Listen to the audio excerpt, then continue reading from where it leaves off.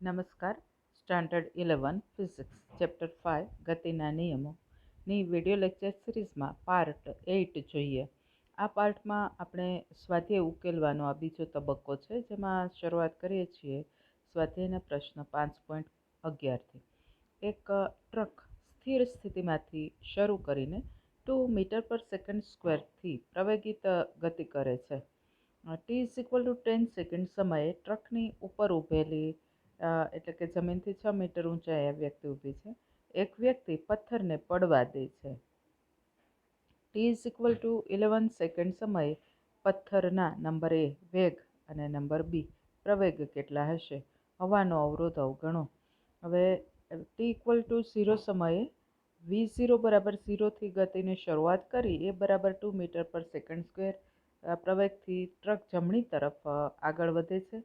આ દરમિયાન 10 સેકન્ડ બાદ તે અહીંયા પહોંચે ત્યારે તેનો વેગ v બરાબર સૂત્ર v0 + at મળે, જેમાં v0 = 0, a = 2 અને t = 10 લેતા આ પરિસ્થિતિમાં એટલે કે 10 સેકન્ડ બાદ ટ્રકને જમણી તરફની દિશામાં 20 મીટર પર સેકન્ડ જેટલો વેગ હોય. ત્યારે પથ્થરને પડતો મૂકીએ એટલે પથ્થરને પણ આ દિશામાં 20 મીટર પર સેકન્ડ જેટલો વેગ હોય. અહીંથી પડતા મૂકેલા પથ્થરને સમક્ષિતિજ વેગ હશે 20 મીટર પર સેકન્ડ. આ ઉપરાંત એકવાર એ ટ્રકમાંથી પડતો મૂકી દઈએ પછી પથ્થરને ગુરુત્વ પ્રવેગ જેટલો પ્રવેગ નીચે તરફની દિશામાં લાગે, એટલે શિરોલંબ દિશામાં 10 મીટર પર સેકન્ડ સ્ક્વેર જેટલો એને પ્રવેગ હોય. અને તેથી ay બરાબર -g મીટર પર સેકન્ડ -g બરાબર -10 મીટર પર સેકન્ડ સ્ક્વેર. v0y બરાબર 0, કારણ કે પ્રારંભનો એને જે પડતો મૂકીએ ત્યારનો વેગ છે x દિશામાં છે. અને t બરાબર 10 સેકન્ડથી 11 સેકન્ડ એટલે કે સમયગાળો થશે 1 સેકન્ડ. આ પરિસ્થિતિમાં આપણને મળશે y દિશાનો એનો 10 સેકન્ડથી મુક્ત પતન શરૂ કર્યા બાદ 11 સેકન્ડ પૂરી થાય ત્યારનો વેગ, એટલે vy બરાબર v0y + ayt. therefore vy બરાબર 0 પ્લસ ay ની જગ્યાએ -10 × 1 એટલે vy બરાબર -10 મીટર પર સેકન્ડ.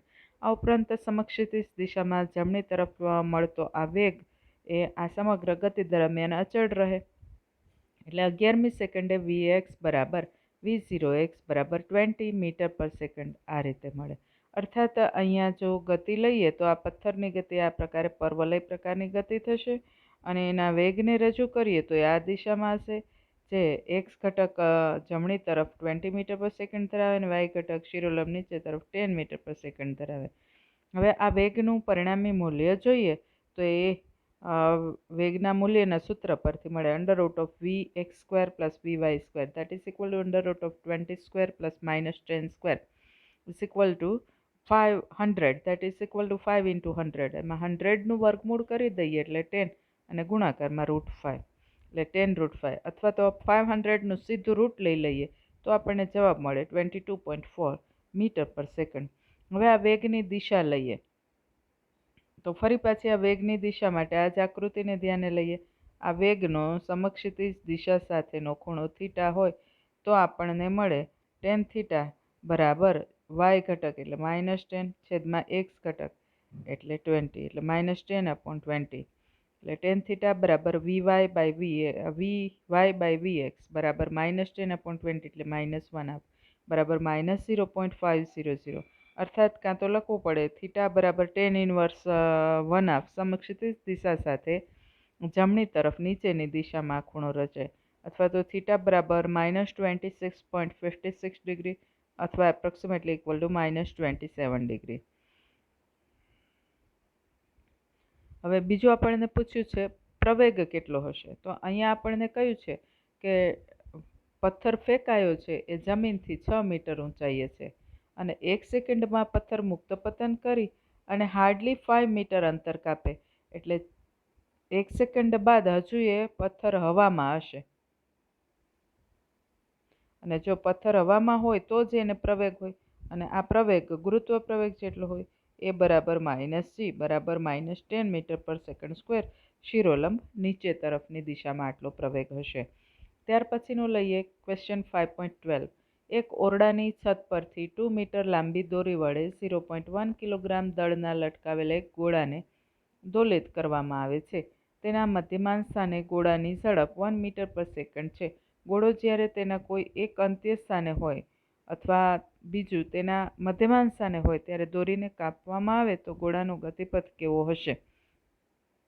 હવે અહીંયા આપણે અંત્ય સ્થાનને અહીંયા આકૃતિમાં એ વડે દર્શાવ્યું છે, મધ્યમાન સ્થાનને બી વડે દર્શાવ્યું છે. સ્પષ્ટ રૂપે ગોળો ગતિપથના અંત્ય બિંદુએ એક ઘડી માટે થોભીને મૂળ દિશામાં પાછી દોલનોની શરૂઆત કરતો હોય છે. અને એટલે ગોળો ગતિપથના કોઈ એક અંત્ય બિંદુના સ્થાને હોય ત્યારે એનો વેગ 0 થશે, v બરાબર 0. અને આ પરિસ્થિતિમાં એને નીચેની દિશામાં ગુરુત્વ પ્રવેગ જેટલો પ્રવેગ લાગતો હોય, એટલે એ બરાબર -g. હવે આ સમયે જો દોરી કાપવામાં આવે તો એને કોઈ વેગ તો પ્રારંભમાં છે નહીં, પણ એ ગુરુત્વ પ્રવેગની અસર નીચે તરફની દિશામાં પ્રવેગી ગતિ કરે, એટલે કે મુક્ત પતન કરે. અને તેથી ગોળો શિરોલંબ નીચે તરફ સુરેખ પથ પર મુક્ત પતન કરે, એટલે ગતિપથ સુરેખ હોય.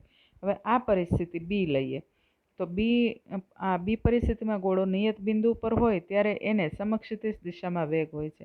અહીંયા આપણે આ વેગને ડાબી તરફ દર્શાવ્યો છે, જે 1 મીટર પર સેકન્ડ જેટલો છે. હવે આ પરિસ્થિતિમાં દોરી કાપવામાં આવે તો આ ગોળાને એક તો નિયમિત સમક્ષિતિજ વેગ મળે અને બીજું શિરોલંબ નીચે તરફ પ્રવેગ હોય. આ પ્રકારની ગતિ એટલે પ્રક્ષિપ્ત ગતિ, અને તેથી આ પરિસ્થિતિમાં ગોળાનો ગતિપથ છે પર્વલય હોય. પહેલી પરિસ્થિતિમાં ગતિપથ સુરેખ, બીજી પરિસ્થિતિમાં ગતિપથ પર્વલય મળે. ત્યાર પછીનું લઈએ ક્વેશ્ચન નંબર 5.13. 70 કિલોગ્રામ દળનો એક માણસ એક લિફ્ટમાં વજન કાંટા પર ઊભો છે. નીચેના દરેક કિસ્સામાં વજન કાંટાનું અવલોકન કેટલું હશે? એમાં પહેલો કિસ્સો લઈએ. લિફ્ટ ઉપર તરફ 10 મીટર પર સેકન્ડની નિયમિત ઝડપથી ગતિ કરે. અહીંયા જ્યારે વેગ કે ઝડપ અચળ કે નિયમિત છે એવું આપી દેવામાં આવે ત્યારે આ જડત્વની અવસ્થા થાય. અને આ પરિસ્થિતિમાં લિફ્ટની અંદર વજન કાંટા ઉપર જે માણસ રહેલો હોય એને ખુદનું પોતાનું માત્ર અને માત્ર વજન બળ લાગે, જે સ્પ્રિંગ કાંટા વડે નોંધાય. અને એટલે સ્પ્રિંગ કાંટા વડે નોંધાતું આ વજન બળ W કહે તો W બરાબર mg બરાબર 70 × 10 બરાબર 700 ન્યૂટન, એવો પહેલો જવાબ આવે. ત્યાર પછીનું આપણને બીજું પૂછ્યું છે. લિફ્ટ નિમ્ન દિશા એટલે અધો દિશામાં 5 મીટર પર સેકન્ડ સ્ક્વેરના નિયમિત પ્રવેગથી ગતિ કરે.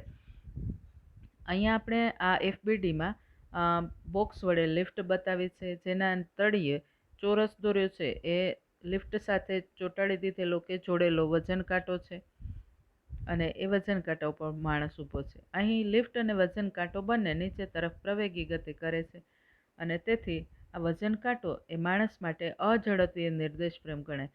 કારણ કે જો નિર્દેશ ફ્રેમ સ્થિર હોય કે નિયમિત વેગથી ગતિ કરતી હોય તો એવી નિર્દેશ ફ્રેમ ઝડપીય નિર્દેશ ફ્રેમ કહેવાય, અને એમાં પદાર્થ પર લાગતા બળો આપણા જાણીતા હોય એ પ્રકારના જ છે. પણ જો નિર્દેશ ફ્રેમ પ્રવેગી ગતિ કરે તો એવી નિર્દેશ ફ્રેમ અઝડપીય નિર્દેશ ફ્રેમ ગણાશે.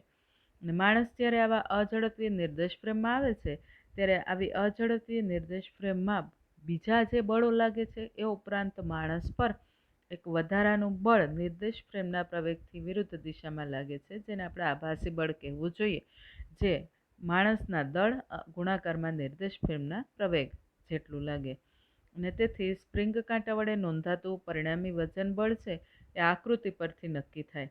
વજન બળ નીચે દિશામાં હશે એટલે પરિણામી વજન બળ ગણવા માટે આપણે આ mgને પ્લસ લેવું પડશે અને એને માઇનસ લેવું પડશે, અને આપણને પરિણામી વજન બળ W' બરાબર mg માઇનસ ma મળશે. જેમાં m સામાન્ય નીકળે એટલે એના બરાબર થશે m કૌંસમાં g માઇનસ m એટલે 70, g એટલે 10 અને a એટલે 5, એટલે 70 કૌંસમાં 10 ઓછા 5 એટલે જવાબ આવે 350 ન્યૂટન. એટલે બીજા પ્રશ્નનો જવાબ થયો સ્પ્રિંગ કાંટામાં નોંધાતું અવલોકન 350 ન્યૂટન થાય. ત્યાર પછીનો ત્રીજો પ્રશ્ન. લિફ્ટ ઉર્ધ્વ દિશામાં 5 મીટર પર સેકન્ડના નિયમિત પ્રવેગથી ગતિ કરે છે. અહીંયા આપણે આ લંબચોરસ લિફ્ટ આપી છે, જેના તળિયે નાના બોક્સ વડે સ્પ્રિંગ કાંટો રજૂ કર્યો છે અને એના ઉપર માણસ ઊભેલો છે. હવે લિફ્ટ અને સ્પ્રિંગ કાંટો બંને ઉપર તરફ એ પ્રવેગથી ગતિ કરે છે, અને તેથી આ સ્પ્રિંગ કાંટો છે એ અઝડપીય નિર્દેશ ફ્રેમ બને છે, અને માણસ આવી અઝડપીય નિર્દેશ ફ્રેમમાં આવે છે, તેથી તેના પર નિર્દેશ ફ્રેમના પ્રવેગથી વિરુદ્ધ દિશામાં વધારાનું આભાસી બળ ma લાગે, જ્યાં m બરાબર માણસનું દળ અને a બરાબર લિફ્ટનો પ્રવેગ.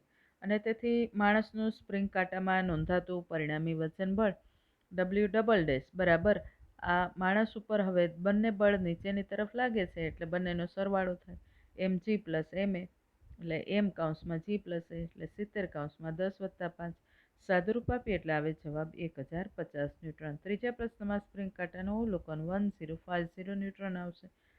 ત્યાર પછીનો ચોથો પ્રશ્ન એમાં છે એ લઈએ. લિફ્ટની યંત્ર રચના નિષ્ફળ જાય છે અને લિફ્ટ સપાટાભેર ગુરુત્વાકર્ષણની અસર નીચે મુક્ત પતન કરે છે. આપણને વિચાર તરત એ આવે કે લિફ્ટની અંદર સ્પ્રિંગ કાંટા પર માણસ છે તો ભગવાન ન કરે કે આવું થાય, પણ છતાં એને આપણે ઉકેલવો તો પડશે જ. અહીંયા આ લિફ્ટ મોટા લંબચોરસ વડે આપે છે, નાના બોક્સ વડે એના અંદર રહેલો સ્પ્રિંગ કાંટો અને સ્પ્રિંગ કાંટા ઉપર આ માણસ રજૂ કર્યો છે. હવે કેબલ તૂટી જાય લિફ્ટનો એટલે લિફ્ટ અને સ્પ્રિંગ કાંટો બંને નીચે તરફ ગુરુત્વ પ્રવેગ જેટલા પ્રવેગથી એટલે 10 મીટર/સેકન્ડ સ્ક્વેરથી નીચે તરફની દિશામાં પ્રવેગી ગતિ કરે. એટલે કેસ બી અને કેસ ના પ્રકારનું જ પરિણામ આપણને મળે. લિફ્ટ નીચે તરફ પ્રવેગી ગતિ કરે ત્યારે પદાર્થ પર ઉપર તરફ આભાસી બળ લાગે. આ બળ લાગે એમ એ જેટલું, જ્યાં લિફ્ટનો પ્રવેગ પણ જી છે તો ઉપર તરફ એમ જી બળ લાગશે અને નીચે તરફ પણ એમ જી બળ લાગશે. અને પરિણામરૂપ આપણને અહીં નોંધાતું સ્પ્રિંગ કાંટા વડે નોંધાતું પરિણામી વજન બળ ડબલ્યુ ટ્રિપલ ડેશ બરાબર નીચેનું એમ જી માઇનસ ઉપરનું એમ એ, એમાં એ બરાબર જી મૂકીએ એટલે એમ જી માઇનસ એમ જી એટલે ડબલ્યુ ટ્રિપલ ડેશ બરાબર 0 થાય. આ એક વજનહીન અવસ્થા છે. આ અવસ્થાને આપણે આગળ ઉપર ક્યાંક ફ્રી ફોલ તરીકે પણ લીધી છે.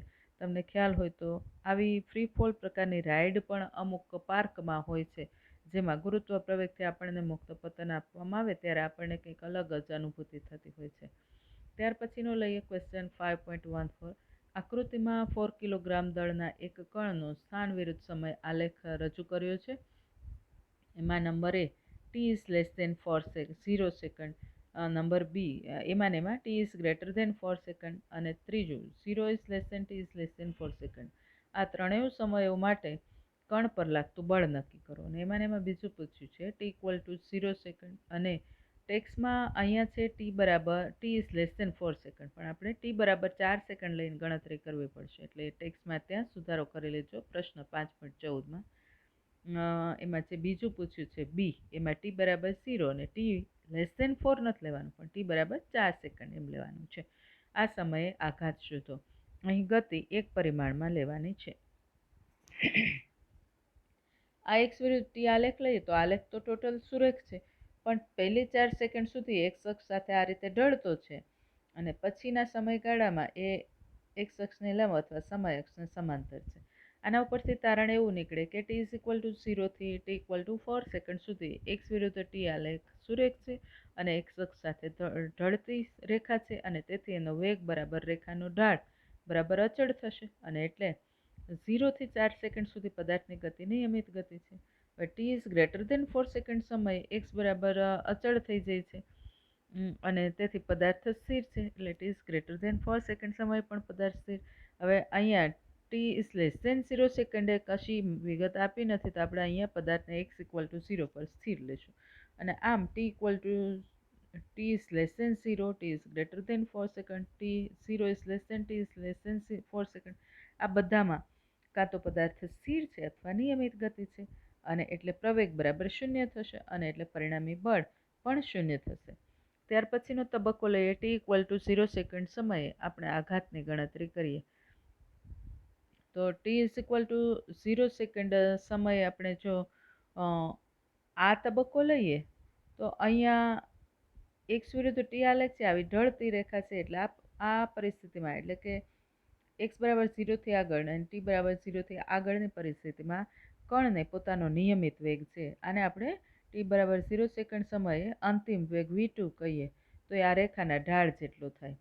અહીંયા t2 બરાબર 4 સેકન્ડ લઈએ તો x2 બરાબર 3 મળે, t1 બરાબર 0 સેકન્ડ લઈએ તો x1 બરાબર 0 મળે અને એટલે આપણને v2 બરાબર મળશે x2 માઇનસ x1 એટલે 3 minus 0 upon t2 minus t1 એટલે 4 માઇનસ 0. સાદુરૂપ આપીએ એટલે 3/4 મીટર/સેકન્ડ જે આ રેખાનો ઢાળ છે. બીજી વાર આનો ઉપયોગ કરવો પડે ત્યારે બીજી વાર ગણતરી કરશું નહીં, સીધું ઉપયોગમાં લેશું. અને ટી ઇક્વલ ટુ 0 સેકન્ડ પહેલાંના સમયમાં અહીંયા પદાર્થ એક્સ બરાબર 0 પર સ્થિર છે, એટલે આપણે લેશું v1 બરાબર 0.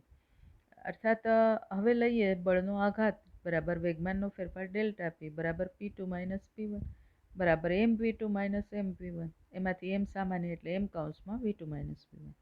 હવે મૂલ્યો મૂકીએ તો આઘાત બરાબર m એટલે 4 કૌંસમાં v2 એટલે 3/4 માઇનસ v1 એટલે 0. સાદુરૂપ આપે એટલે 3 ન્યૂટ્રોન ઇન્ટુ સેકન્ડ. આ t બરાબર 0 સેકન્ડ સમયે આઘાત મળે. હવે t બરાબર 4 સેકન્ડ સમયે આઘાત ગણવો હોય તો t બરાબર 4 સેકન્ડની પહેલા કણને નિયમિત ગતિ છે અને પછી કણ સ્થિર થઈ જાય છે.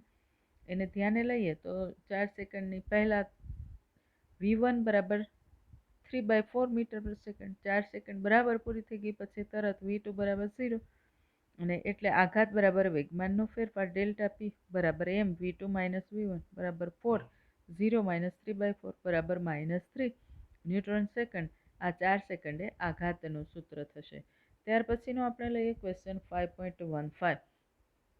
10 કિલોગ્રામ અને 20 કિલોગ્રામ દળ ધરાવતા બે પદાર્થો કેપિટલ એ અને કેપિટલ બી ને લીસી સમક્ષિતિજ સપાટી પર રાખી એક હલકી દોરીના છેડાઓ સાથે બાંધેલ છે. ખાસ અહીંયા યાદ રાખો, લીસી સમક્ષિતિજ સપાટી છે એટલે અહીંયા ઘર્ષણ બળને આપણે ધ્યાને લેવાનું થશે નહીં, કારણ કે લીસી સપાટી હોય ત્યારે ઘર્ષણ બળ લાગતું નથી.